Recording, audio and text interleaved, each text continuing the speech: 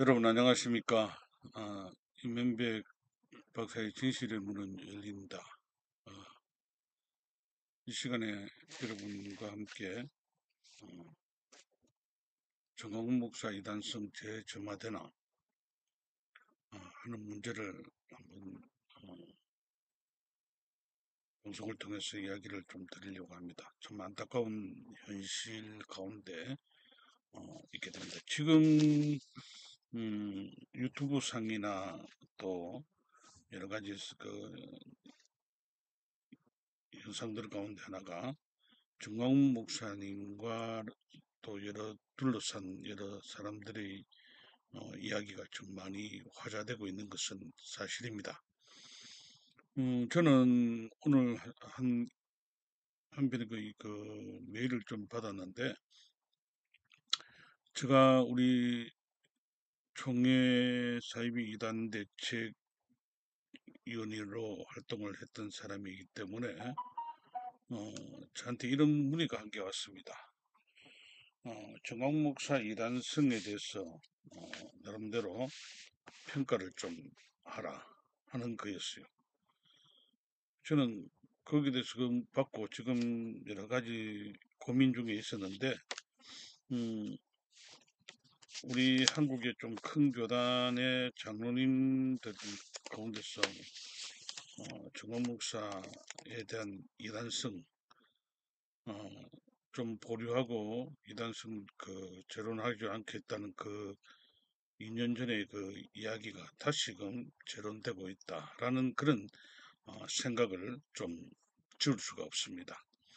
왜냐하면 지금 계속해서 이어지는 정광훈 목사와 애자연 소속 또 33인들과의 관계 이런 것이 다시 형성되면서 이 정광훈 목사님 측에서 강대상에서 쏟아내는 여러 가지 말들 또 거기에서 일어나는 어, 이야기들이 참 안타까운 현실들이 많다는 거죠. 제가 방송을 통해서 여러 가지 지적을 몇 가지 했는데, 정국 목사님이 그 이단성의 하나님 신성모도 또 하나님과 동등됨에 대한 성령의 본체 등 이런 이야기들도 신비주의에 대한 그런 이야기 또 얼마 전에는 또 그 강단을 통해서 정학일 목사님의 관상기도 등 여러 가지 문제가 대두되고 있는 우려하고 염려한 그런 것이 있었습니다. 그런데 제가 오늘 이 방송을 좀 하려고 하는 것은 정광훈 목사님을 둘러싼 많은 사람들, 거기에 소속된 유튜브나 또 거기에 함께하는 사람들의 그 지나친 여러 가지 언어, 이런 모든 것들이 지금 상당히 도를 좀 넘어간다라는 생각을 하고 있었죠. 그런데 제가 그런 이야기를, 그런 모든 상황을 보면서 지금 안희안 목사나 또 헬세대 선교사나 여러분들의 그 관계성 가운데서 쏟아나오는 그 이야기가 좀 위험수위에 좀 도달했다라는 것을 직감을 했어요. 직감을 하고 있는데, 근데 제가 그 메일을 여러 가지 그 이야기를 듣고 보니까 무엇이 문제가 되는가에 대한 그것을 사이비 이단 대책 전 사이비 이단 대책위원 중 위원의 한 사람으로서 좀 여러 가지 좀 분명히 짚고 넘어가야 할 이야기들이 좀 많았다라는 것을 솔직히 말씀을 드립니다. 제가 이런 이야기를 하면은 아마 정광훈 목사님을 추종하고 따르는 분들은 또 많은 그런 것들이 있게 되죠.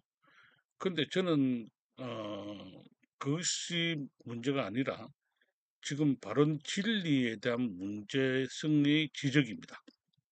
그래서 야, 이거 또 다시 재점화되는 것이 아닌가라는 그런 어, 뉘앙스를 좀 받게 됩니다. 지금 각 교단에서 쏟아져 나오는 정광훈 목사님에 대한 여러 가지 이단성 시비, 사이비성 시비, 뭐 이런 이야기들이 흘러나온다는 자체가 좀 우려스러운 이야기입니다. 사실 저는 정광훈 목사님 외국 운동에 대해서 참 그분을 따르면서 애국 운동을 했던 사람입니다.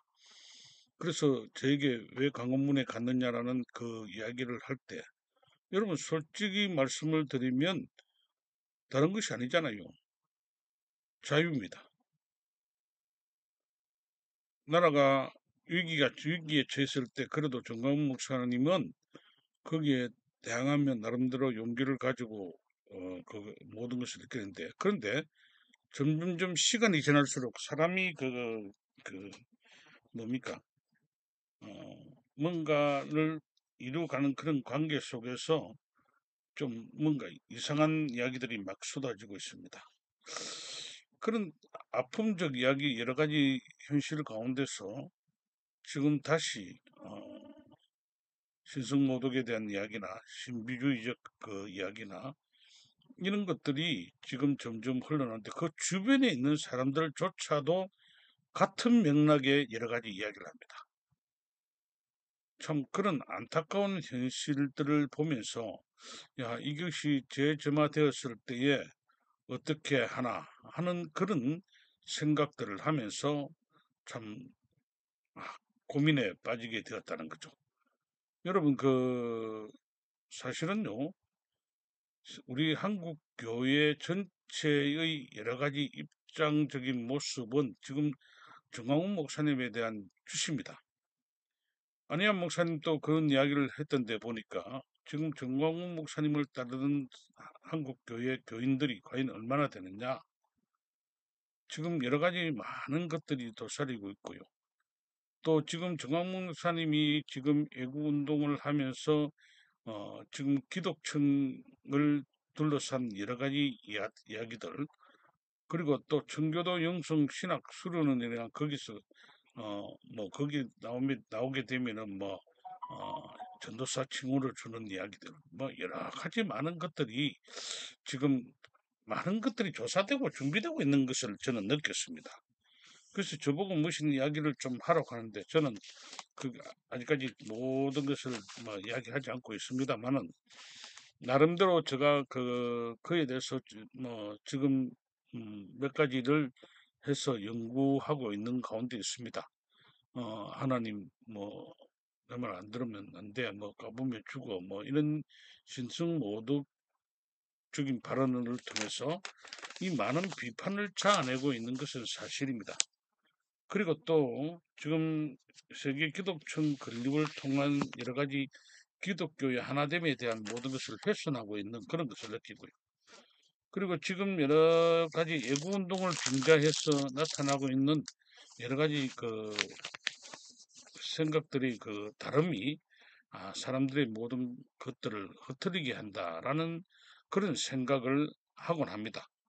그래서 제가 좀 두렵습니다. 지금 이제 모두 정광훈 목사님을 추종하는 모든 분이나 또 특별히 그 설교 단상에서 좀 여러 가지 욕설 문제나 이런 문제들은 상당히 지금 심각한 수준에 달했다는 거예요.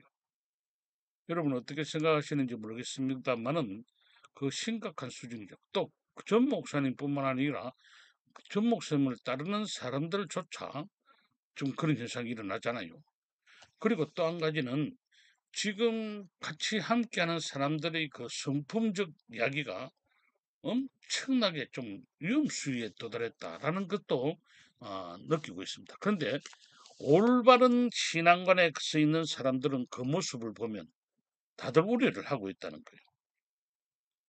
그런데 제가 정광훈 목사님에 대해서 질문이나 모든 걸 했을 때 저보고 뭐 송무신 목사님인가요? 그분은 허접한 목사부터 시작해가 자기의 그 모든 일들에 동조하게 되면은 똑같은 소리가 나오는 거예요. 그러다 보니까 여러 가지 관점이 중심이 거기에 쏠리게 되고, 그런데 그것이 뭐 여러 가지 합리성을 가지고 이야기하면 되는데 무조건적이라는 거죠. 무조건적. 그래서 명신주의적 그런 것이 있게 되는데, 제가 전 목사님을 따르는 사람들의 그 일면 여러 가지 그 많이 만나서 저도 같이 생활도 활동도 했던 사람이기 때문에 이야기를 들으면 한결같은 이야기를 합니다. 그런 똑같은 이야기들이 흘러나오고 있는데 그걸 보면서 참 안타까운 현실을 이야기할 수밖에 없다라는 그런 생각을 해봅니다. 어떻든 여러분, 이런 아픔적 현실은 없어야 된다는 거죠. 항상 여러 가지 문제가 대두될 때 참 이로 인해서 아픔을 당하는 사람들은 한국 교회입니다. 그죠? 그래서 이런 일로 인해서 정광훈 목사님의 그 사태로 인해서 애국 운동과 기독교의 역사적 그 사명이 뭔가, 기독교의 진실은 뭔가 하는 것을 나라를 사랑하는 한국 기독교의 그 중심성이 과연 어떻게 펼쳐질까? 이 우려성이 있는 이야기들이 많이 나타난다는 거죠.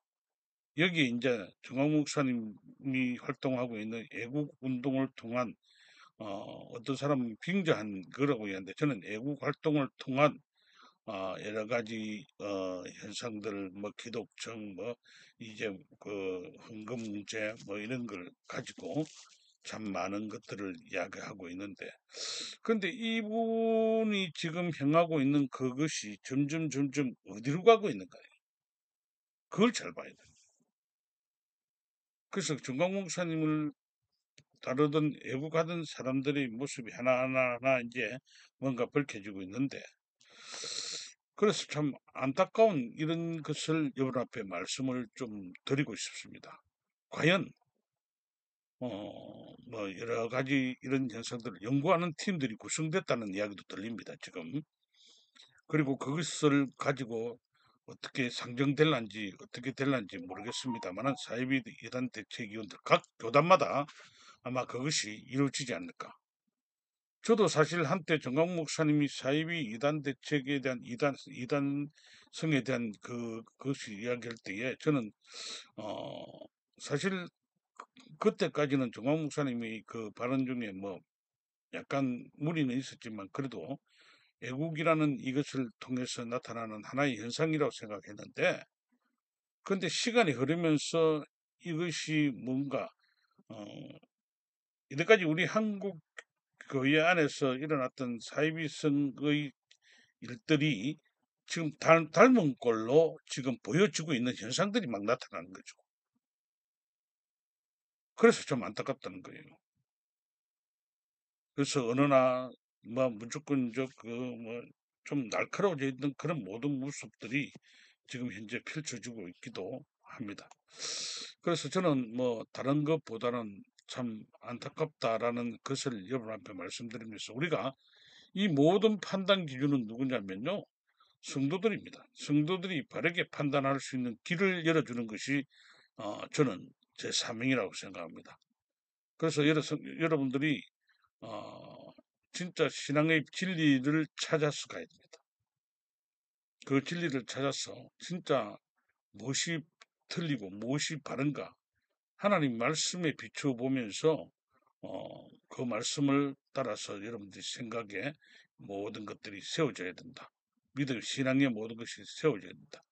일찍이 내로 뭐 정광훈 목사님이 이걸 가지고 두 개라고 해도 믿어야 된다라고 이런 얘기한다면은 사실 그런 문제에 대해서 이런 고민을 해봐야 되지 않을까요? 저는 그렇게 생각합니다.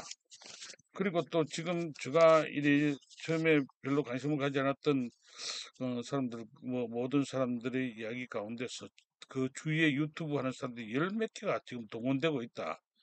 여러 가지 그런 해석들이 나오곤 합니다만은 좀 외롭게 싸우는 분들의 이야기 속에서 저는 더 진실성, 논리성을 발견할 수 있다는 것입니다.